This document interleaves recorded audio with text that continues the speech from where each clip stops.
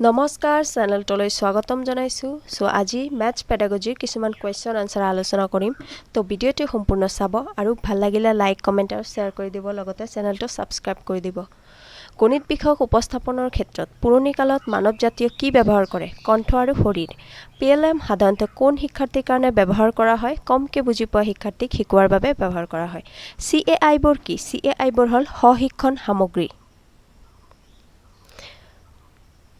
আধুনিক শ্ৰেণীকোঠাত গণিত শিক্ষণত শিক্ষক আৰু ছাত্ৰ-ছাত্ৰীৰ মাজত আটাইতকৈ বেছি ব্যৱহৃত প্ৰযুক্তি সম্বলিত আহিলাবিধ কি কম্পিউটাৰ গণিতৰ প্ৰযুক্তি সম্বলিত খেলাই শিশুক কি কৰে শিশুৰ মস্তিষ্ক সক্ৰিয় কৰি তোলে কম্পিউটাৰত গণনা কাৰ্য কৰাৰ ফলত শিক্ষাৰ্থীৰ কি লাভ হয় শিক্ষাৰ্থী আৰু শিক্ষক উভয়ৰে সময় ৰাহি হয় তথ্য আৰু যোগাযোগ প্ৰযুক্তিবিদ্যা ব্যৱহাৰে গণিত বিষয়ক কি শিক্ষাৰ্থীৰ ক্ষমতা বৃদ্ধি কৰে সংযোজন ক্ষমতা বিশ্লেষণীয় ক্ষমতা আৰু ব্যৱহাৰিক ক্ষমতা